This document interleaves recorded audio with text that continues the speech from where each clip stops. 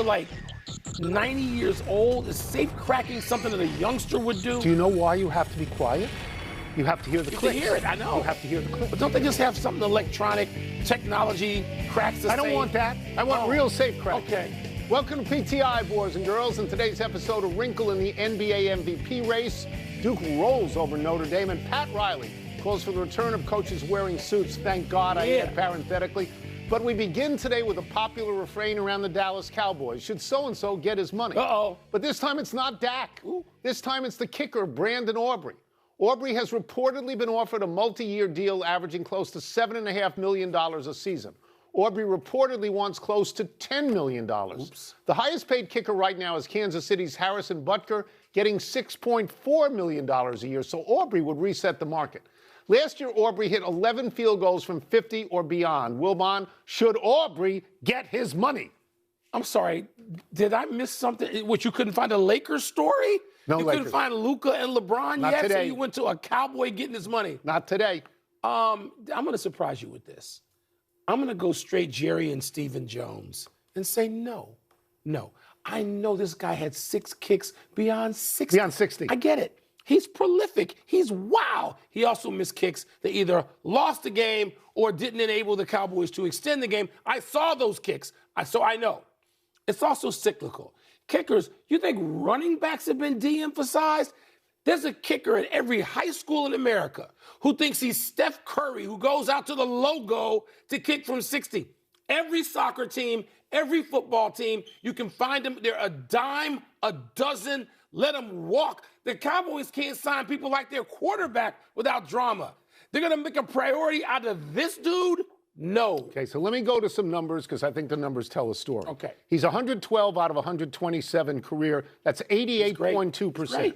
From 50 and out, he's 35 of 44. That's right around 80%. And as you say, 6 from 60.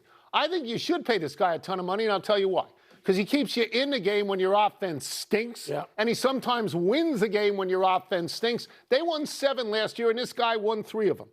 I get it. Nobody wants to pay a kicker. Guys on the football team don't want to pay the kicker. Like the players, though, because they're not on the team, because they're separated and they practice alone. But they have a disproportionate effect on the outcome of the game. And you know why I'm interested in this? I'm interested in this because of the new rule in the UFL, which basically has sponsorship from the NFL as a tryout, where if you go beyond 60, you're going to get 4 points. As you know, my feeling is that's fine, but I want to penalize you if you miss. If you miss from 61, I want to take 1 point off your score, which is my idea. I actually like this. Yeah. But, Tony, if that happens, it's going to be like 4 years down the road, and this dude will be out of the league anyway. My point is this. First of all, the Cowboys could wind up through various means with a second-round pick. Second-round pick? I could get a Hall of Fame player with a second-round pick, much less a kicker. I can trade down and get 2 picks and wind up. Some kickers have gone in the first round. Okay, but not many. Our history knows. But yes, but not many. Not many. All I'm saying is, he's everything you said he is. But kickers, they're so fungible now. You can find them, and the guy in Chicago, Santos, he's kicking in real elements, not like these indoor dome dudes. And he went like 4 for 6 from 50. Right. I'll tell you something. What? I love when the Cowboys are on this show and we can scream about should Aubrey get his money. That's good TV. No, he shouldn't get his money. Good TV. Yeah. Let's move to the Lakers. No. The NBA MVP race, which may end up with fewer candidates than you might think. The NBA's rule is that players must play 65 games to qualify. It could cost Nikola Jokic a shot at his 4th. He can afford to only miss 1 more game. Shai Gilgeous-Alexander can only miss 7 more, and he's slated to miss tonight's game in Detroit. Luka can only miss 5 more. Tone, would the MVP award feel compromised to you without those guys eligible? So let's do a small little history lesson here. You have to play to be eligible for awards, postseason awards. You have to play in 65 of the 82 games. That rule was instituted to stop load management. Yes. That's what it was. It was not to stop people getting hurt. I like that, actually. It was to stop load management. Right. So and that's a hard and fast number, 65 at the moment. Nobody thinks that Gilgeous-Alexander or Jokic does load management. That's right. They're just hurt. They fall on the wrong side of this at the moment. But it's a hard and fast number. So let's go to this for a second. My position is simple. I believe you are less valuable if you play 61, 62, 63 than if you play 74, 75, 76. Jokic, 16 already, right? He's missed 16 already. And Wembanyama, 13 already. Yeah. Gilgeous-Alexander at 10 might qualify. Cade Cunningham has missed 6. Jaylen Brown has missed 6. I believe, Mike, you're most valuable if you play. So if you give me Cunningham or Jaylen Brown, I take them and I say the award is not devalued. We are not going to have phony disagreement here. Because not only that, Tony, you mentioned a couple of the names. First of all, it's go time now. So that not only is there no load management now for anybody that really cares, you're going to play through certain injuries because you want position. You want to either avoid the play-in, you want to avoid San Antonio in the first round. Whatever your motivation is, we're at go time. We're 25 games and fewer. So I think if you got Jaylen Brown eligible, you got Cade Cunningham eligible, you got Wembanyama eligible. Cunningham and Jaylen Brown are on teams that are the equal or better than these other guys' teams. So no doubt. So, I don't really want to hear it. What this is about is load management, and they're threatening people. They're saying, if you don't play, you can't get your contractual bonus because you can't win the award. That's a big deal, too. If the NBA doesn't want this, next year change the number. Okay? They could tweak it. Right now, it's 65, which is, here's the number, 79.2% of the games. It could be 60. That's 73% of the games. But don't tell me that the award is going to be devalued if Cunningham or Jaylen Brown. It's not. It's not. First of all, if Detroit and Cunningham win the East regular season, I'm probably voting. I'd vote for him anyway. He would be in my finalists. Okay. Same thing with Jaylen Brown leading a team without his supposed best player, his tag team partner, Jason Tatum. And certainly, come on, Jokic just not only won these awards, he's led his team to a title. If he's enabled, I'll make you a bet, a little side bet. Jokic should not miss any more games. Okay, this season we'll see. He's gonna be. But nobody's accusing them of being load management. No, not at all. Let's go to college basketball. Number 1, Duke slaughtered Notre Dame last night, 100-56 in South Bend. It was the worst home loss for Notre Dame basketball since 1898. That's right, I said 1898, and I didn't even know there was basketball then. There's basketball now, and Notre Dame isn't really playing it. Wilbon, is the headline here the size of Duke's win or the size of Notre Dame's loss? Notre Dame. It's Notre Dame. It's, for me, somebody who grew up 92 miles from the South Bend campus, it's Notre Dame. And I understand Notre Dame basketball is not Notre Dame football, though. Do not tell that to our dear friend Digger Phelps, who should have stood in a line and hugged each player as he left the court last night, because this is not the Notre Dame basketball that he built. Notre Dame has already lost 8. They had already lost 8 going in last night's game. Double-digit games, Tony. Oh, okay, but they're 12 and 16 overall. Yeah, but I'm talking about just 3 and 12 in the league. I'm talking about getting popped. Oh, yeah. You losing by double digits and you're Notre Dame.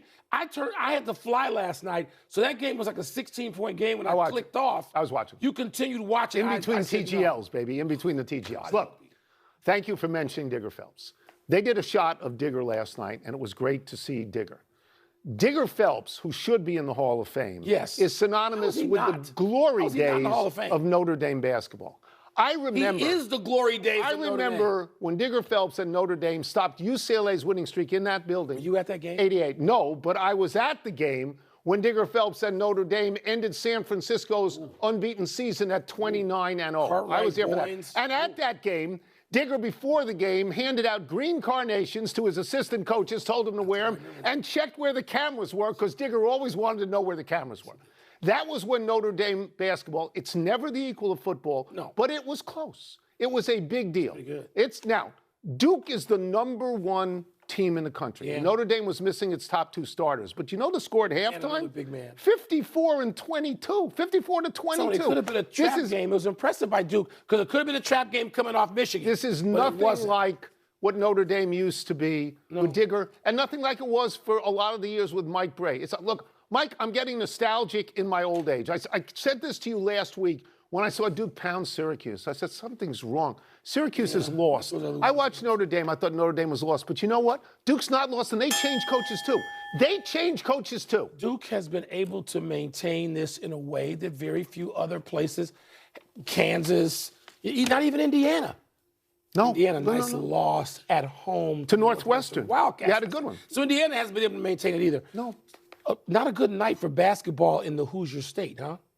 No, did the Pacers lose as well? I don't know about the hoop, but the college. They always do lose. Let's take a break. Coming up, Jonathan Kuminga lit it up in his debut for the Hawks. What is the word for that?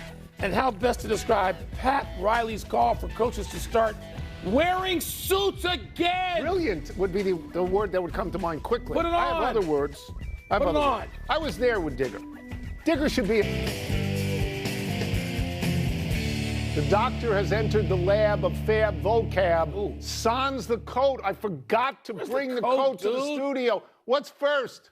Jonathan Kuminga's debut for the Hawks was blank. My word is impressive. Okay, he had 27 points, 7 rebounds, 4 assists, 2 steals in 24 minutes. Yeah. 9 of 12 from the field, 3 of 4 from 3. Against who? That floor looks Well, I'm going to get to that. Okay. He came off the bench when the score was 12-9 in Atlanta. At the end of the first quarter, it was 35-20. Now, the opponent was the Wizards, who are attempting to tank every single game. Yeah. But you have to play who's ever on the schedule. It's not his fault. Agreed. He was plus 16. Agreed. I don't know what happened between Kuminga and Steve Kerr, but obviously it was enough to force Kuminga out of Golden State. If he plays like this every night, the Hawks stole him.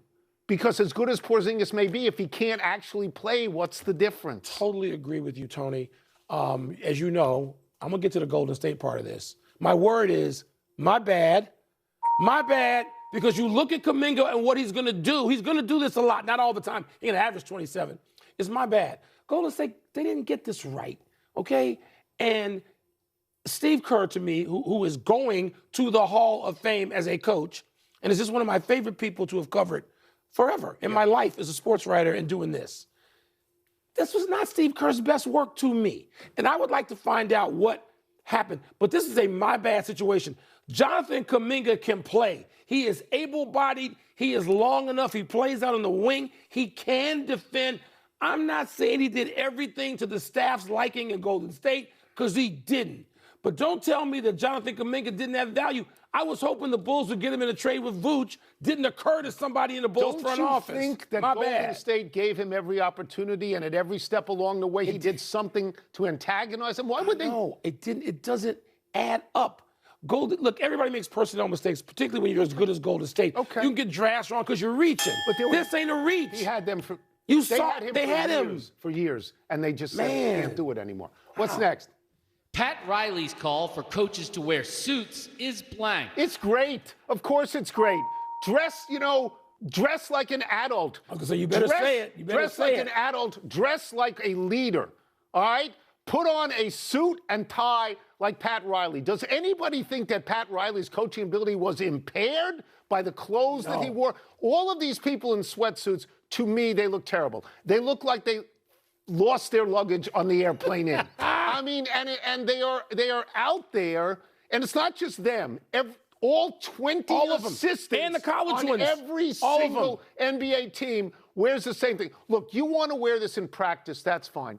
Don't wear this in the game. I think you will agree with me that Pat Riley and Chuck Daly were the best-dressed coaches out there for years and years and years. Yeah. Right? Look, they elevated their profession. These guys are lowering their profession. Nobody loves a good pair of cashmere Xenia joggers like as much as I do.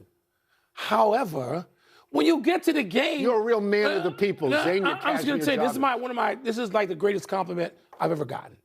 I'm at Dwayne Wade's retirement party. And Pat Riley says, I texted you. I was so excited. Pat Riley puts his hands on my shoulders, looks at me and says, I loved what you had on the show, and I think it was Thursday. That's it. That's a mic drop. I'm not going to get a greater compliment than that. Right. Pat Riley, put on a suit. Then wear a turtleneck. Wear a cashmere polo put on a jacket, even if it's not a suit. Get dressed. There are guys like Doc Rivers can dress. Doc Rivers has a closet full of suits. I know this. I know these guys have the suits. Do you have a word? Did you give a word? Thank God. Okay. Yeah. And the other word would have been, I don't understand why coaches think that. Because the league lets them. Because there are no standards when anymore. When they are walking the sideline in that outfit, they have no authority.